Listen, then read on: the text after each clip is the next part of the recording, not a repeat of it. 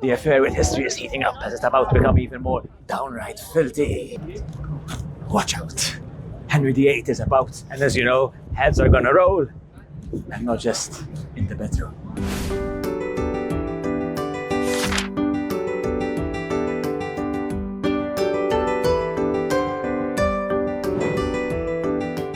The priory does take its sweet time recovering, but fast forward to the Tudors, and now we have a new prior. Enter Sir Thomas Dockwra, the new Grand Prior of Clerkenwell.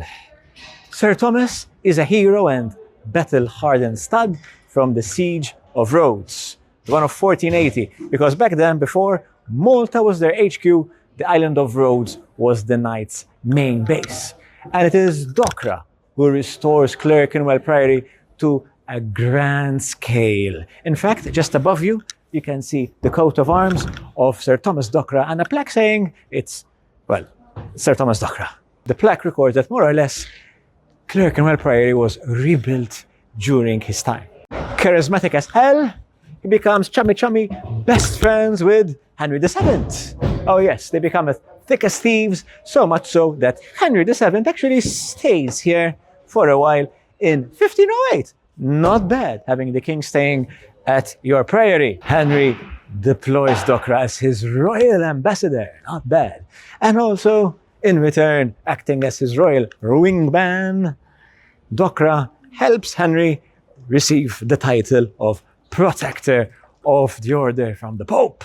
I'm in front of Thomas's Tower, Tower of Thomas. Not Thomas Dockwra, of course. He's still, let's just say, in the good books. And there, another Thomas, a very unfortunate Thomas, was locked up. Because right now, life is still peachy. Even though Henry VII is no longer his son who succeeds him. You know, Henry VIII. Yes, the Henry VIII. The Henry VIII who, you know, had more wives than I have two roots. He comes into power, but life is still great with Thomas Dockwra. They're still chummy. Oh yes, he accompanies Henry VIII to meet King Francis I of France in 1520 on a very important mission. At an event known as the Field of the Cloth of Gold, where France and England are trying to kiss up, make up, and never ever fight again.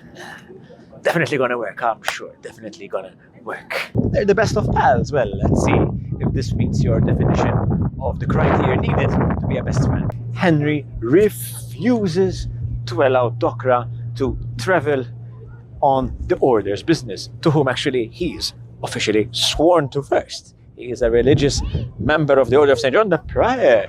But Henry VIII doesn't let him visit or travel on the order's business, just in case the crown needs a quickie favor. Bit of a red flag, don't you think? Bit of a one-sided relationship. And life is great until it isn't. Disaster strikes once again. After a bloody siege, the Knights lose Rhodes. It's an absolute disaster on all accounts, but especially politically. The Knights lose their credibility, so to speak. What? The defenders of the Christian faith? They've lost Rhodes as well now? Oh my God, what's going on with these Knights? Huh? What's their purpose? They've lost the Holy Land, they've been kicked out of Rhodes, I mean, come on. And so with the loss of Rhodes, the vultures start to hover.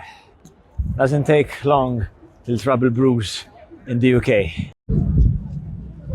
Watch your step, we're at Traitor's Gate.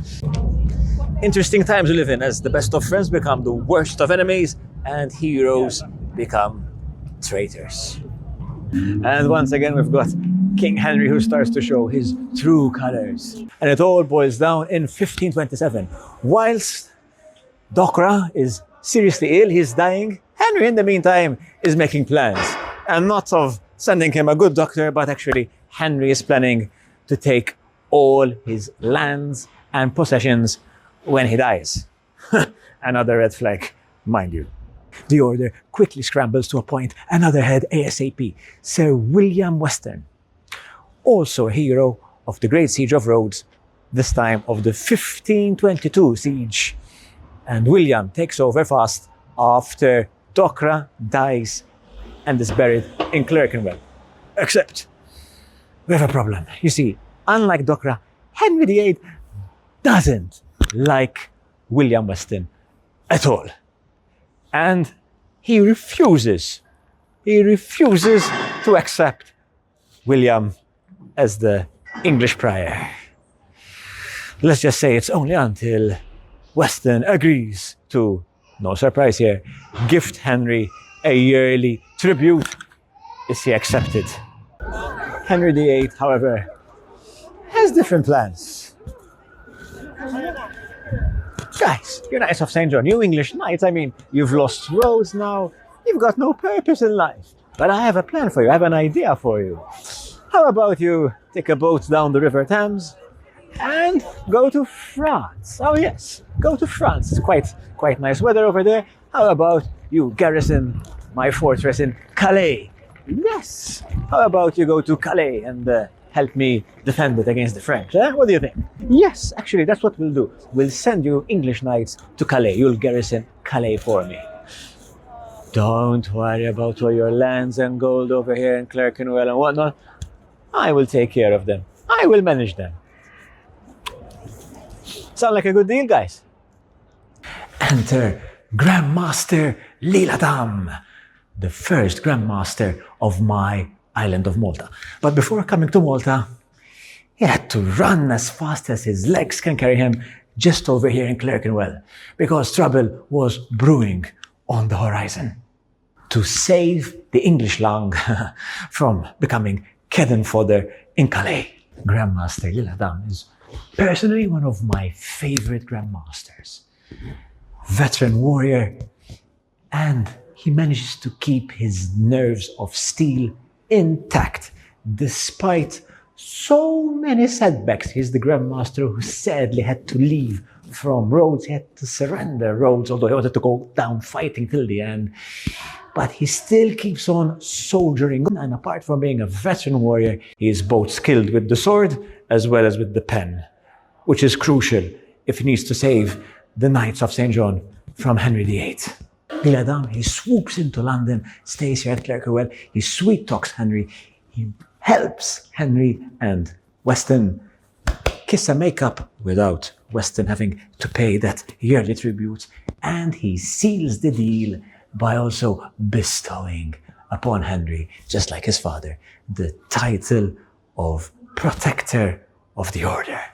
Wow! And Henry is so buzzed. He is buzzing, and this is where it gets even better. This is where we see the true potential of Liladam. In the heat of the moment, while Henry's all happy, emotional, he manages to snag an even better deal. He convinces Henry to gift the knights something much needed. I, Henry, as protector of the order, I vow to gift you knights 20,000 crowns to help you knights take back Rhodes. Not bad for a day's work, which is why I admire so much Liladam. He comes here like a hero and leaves like a hero. But here is the juicy twist, and why I am actually here in London, in Clerkenwell, researching for my Malta tour in Birgu, all about the mighty Knights of St. John. Instead of money, Henry VIII, he gives the knights an equal amount in bronze cannons, 19 to be precise, and many cannonballs. And you want to know the craziest part? One of these very bad boys, one of these cannons is right here in St. John's Museum. Come, follow me. And over here is one of those exact same bronze cannons gifted to the knights by Henry VIII that ended up on a world tour that would even make Taylor Swift jealous. From London to Syracuse to Malta to Tripoli to Cyprus and back home to Mummy to London. Many of these bronze cannons were deployed in the Knights of Malta's new fortress of Tripoli. Tripoli? Yes, Tripoli in North Africa, because part of the Malta package forced upon the knights by the King of Spain, was like, listen, you have to take Malta, but with Malta, I want you also to take over Tripoli. Which essentially is like literally marrying your partner and being forced to take in your own home, the mother-in-law. And as you can imagine, the knights are not happy about this. But what can they do? It's like, take Malta and Tripoli or nothing. My tour, Dark Knights in Birgu, Masters of Mayhem, dives deep into the Tripoli episode, how the knights lost Tripoli in 1551, which is why I'm here. I want to see exactly one of those cannons that was lost in Tripoli.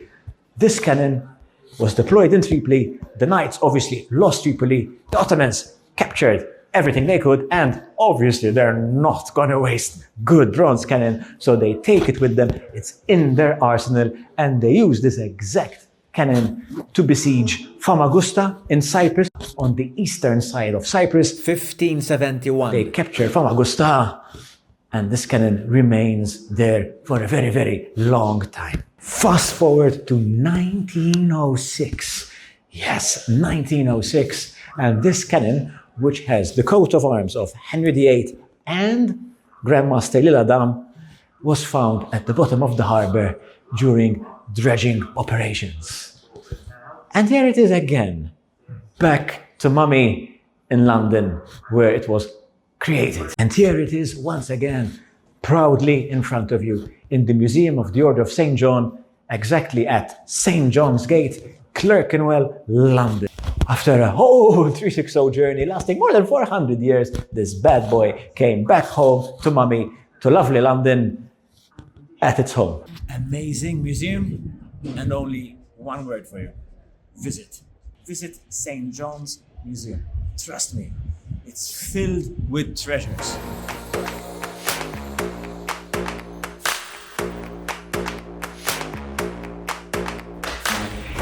1887, eh?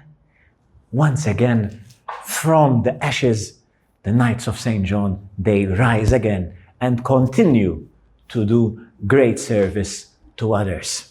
As this long list of fine gentlemen over here tells you. You can see over here some of these fine people who actually lost their lives during both wars. The Knights of St. John are still highly active all over the world, helping those in need.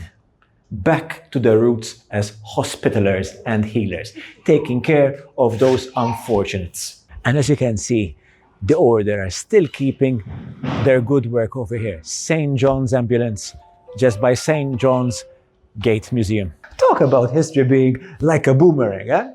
And speaking of which, in front of you is Grandmaster Pinto, one of my favorite Grandmasters for all the wrong reasons. And as for Henry VIII's relationship with the Knights of St. John, let's just say it's like the world's longest soap opera, but with more beheadings, obviously Henry, and don't worry, with much less annoying commercial breaks. Just pure, unfiltered mayhem as in all our tours. All will be revealed when I see you in Malta, as we connect from one island to the next, from lovely London, plundering our way all the way back to mighty, even though it's small, Malta. See you. Grazie. Sacha.